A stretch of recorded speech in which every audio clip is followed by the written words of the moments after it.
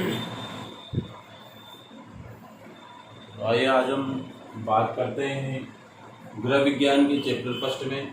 जैसा कि कल हमने इसके बारे में पढ़ा था, इसकी सामान्य परिभाषाओं में किशोर अवस्था किसे कहते हैं और किसके अनुसार क्या परिभाषा दी गई है। जैसे कि मैंने बताया था आपको, सामान्य परिभाषा है कि किशोर अवस्था बाल्य अवस्था और युवा अवस्था को जोड़ने वाली एक सेतु का काम करती है, यानी बीच की एक कड़ी, उसको हम क्या कहते हैं, किशोर अवस्था कहते हैं।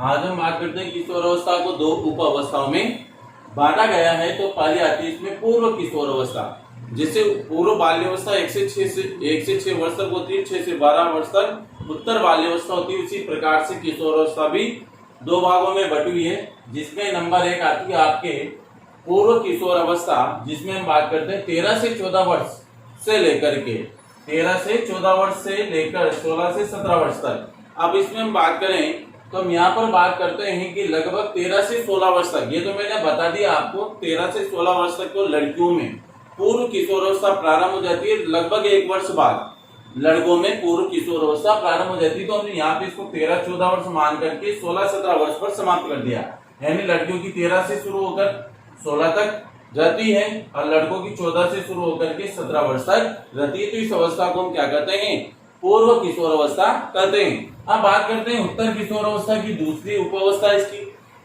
पूर्व उत्तर किशोर अवस्था में लड़कियों में 16 से 17 वर्ष से ये प्रारंभ होती है उत्तर किशोर अवस्था, 20-21 वर्ष तक बनी रहती है। जबकि लड़कों में ये 18 से 21 वर्ष तक की अवस्था किशोर अवस्था कहलाती है, क्योंकि लड़कों में ऑलरेडी लड़कियों के बाद ये प्रारंभ होती है। तो लड़कियों में 16-17 से प्रारंभ होकर 20-21 वर्ष तक ये रहती है और लड़कों के अंदर 18 से 21 वर्ष तक रहती है, जिसको हम कहेंगे उत्तर किशोर अवस्था। तो ये तो वही दोनों अवस्थाएं पूर्ण। अब हम बात करते हैं, हमारे यहाँ पर ज्यादा विस्तार से हम नहीं पढ़ेंगे, यहाँ पर हमने क्वेश्चन बना दे, क्वेश्चन के अकॉर्डिंग हम बात करते हैं। जिसे मान लीजिए किशोर अवस्था तूफान और तनाव की अवस्थाएं स्पष्ट कीजिए, क्यों है इसके बारे में विस्तार से हम बात करते हैं। आंसर है किशोर अवस्था की तुलना में पूर्व और प्रारंभिक किशोर अवस्था।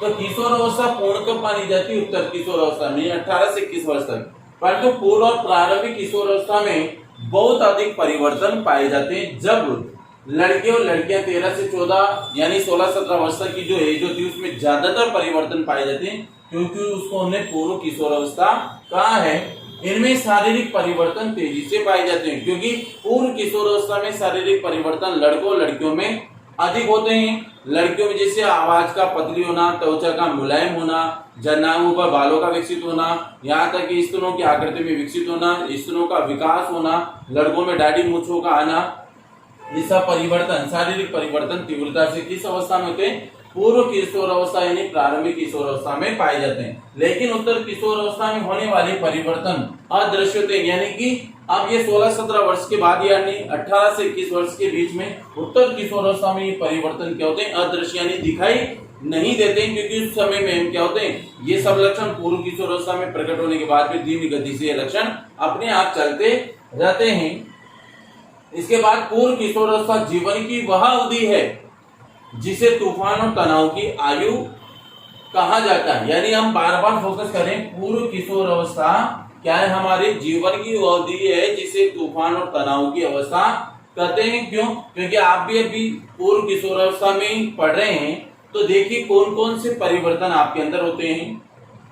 इस आयु में किशोर का माता पिता से भी झगड़ा होता है, शिक्षकों दोस्तों से बहुत बार संघर्ष हो जाता है किसी भी बात को लेकर। यानी कि किशोर चाहता है कि जैसे मैं चाहूं वैसे मैं रहूं, वैसे मैं करूं, तो उसके अनुसार वह घर वाले या परिवार वाले या शिक्षकों या दोस्तों के साथ उसकी अनबन हो जाती है, यानी उसके साथ वो सामंजस्य नहीं बिठा पाता, अर्थात वो जैसा चाहता वैसा करना चाहता है। इसलिए इसको तूफान और तनाव की आयु कहा जाता है, क्योंकि माता पिता शिक्षकों और दोस्तों के साथ इसका क्या होता है, लगातार संघर्ष रहता है। यह संघर्ष लड़ाई झगड़े की प्रवृत्ति पर उतारू हो जाता है। तो उनकी संवेगात्मक, तो हम यहाँ पे बात करें उनकी यानी किशोरों की संवेगात्मक बाल्यावस्था की अपेक्षा क्या होती है, संवेगात्मक का मतलब विचारधारा जो बाल्यावस्था की अपेक्षा क्या होती है, पूर्व किशोर अवस्था में बढ़ जाती है तथा उनके साथ रहना या काम करना क्या हो जाता है किशोरों का मुश्किल। क्यों? क्योंकि माता पिता, दोस्त या फिर शिक्षक चाहते हैं कि वो उनके अनुरूप चले, परंतु यहाँ किशोर चाहता है कि वो उसके अनुरूप चले। तो इस बात को लेकर के वो तूफान और तनाव में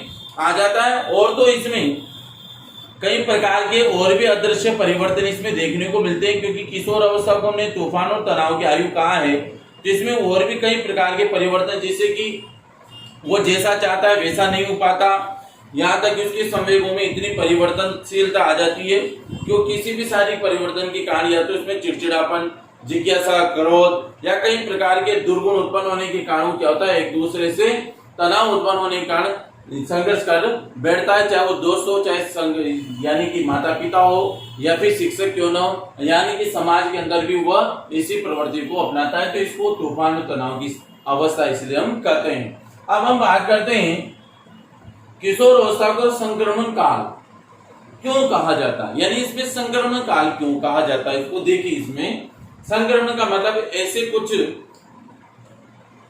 इस अवस्था के अंदर कुछ ऐसे परिवर्तन होते हैं जो एक किशोर क्या होता है अपने अंदर क्या करता है, उन संक्रमणों के अंदर घिर जाता है और अपने आप में परिवर्तन कर लेता है। तो देखिए, किशोर अवस्था एक संक्रमण काल की अवस्था है जिसमें बालक न तो बालक रहता है, नहीं वो प्रौढ़ रहता है, यानी जैसे उसके ऊपर जिम्मेदारियां ठहराई जाती है। परिवार में कहा जाता है तू बड़ा है या फिर कहा जाता है छोटा है, तो वो छोटे बड़े का अंतर लेकर ही क्या करता है, संक्रमण में आ जाता है। अब वो माने तो क्या माने, न तो बालक रहा, न वो प्रौढ़ रहा, तो क्या एक प्रकार से किशोर है।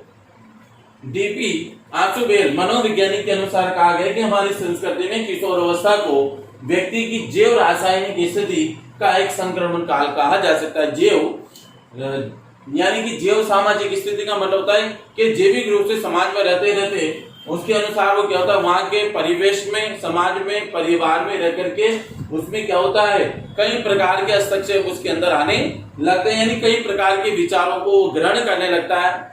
कैसे, देखिए आप इसमें इस अवस्था में वह कर्तव्यों को जो परिवार से शुरू होते हैं, जिम्मेदारियां जो परिवार से, विशेष अधिकारों, इन सबसे क्या होता है वो घिर जाता है और अन्य लोगों के साथ संबंधों में क्या होता है परिवर्तन आ जाते हैं। तो वो क्या होता है, समाज में, परिवार में रहता है तो उसके साथ कर्तव्य, जिम्मेदारियां और विशेष अधिकारों की पालना करते हुए उसमें संक्रमण यानी कि संक्रमण काल कहा गया कि सभी का उसमें क्या हो गया, परिवेश हो गया, यानी माता पिता ने जिम्मेदारी डाल दी, कर्तव्य डाल दिया, कई प्रकार के विशेष अधिकार जो समाज के, परिवार के होते हैं उनके अनुसार उसको रहना पड़ता है। तो इन संबंधों में परिवर्तन आ जाते हैं। ऐसी परिस्थितियों में अपने माता पिता, साथ और दूसरों के प्रति अभिवर्तियों का मतलब विचारों का बदल जाना अनिवार्य हो जाता है। क्यों? क्योंकि उसको क्या होता है, इतनी सारी जिम्मेदारियां होने के कारण उसके विचारों में क्या होता है, परिवर्तन आ जाता है। इसलिए इसको क्या कहा जाता है, संक्रमण काल की अवस्था कहा जाता है। क्यों कहा जाता है, मैं बार बार दोहरा रहा हूँ, क्योंकि कर्तव्य, जिम्मेदारियों और विशेष अधिकारों का एक संक्रमण के और अन्य लोगों के साथ संबंधों में बहुत परिवर्तन आ जाने के कारण इसको संक्रमण काल की अवस्था कहा जाता है। तो आज के लिए हम इतना ही पढ़ते हैं, कल हम बात करेंगे किशोर अवस्था की विशेषताओं के बारे में विस्तार से। धन्यवाद।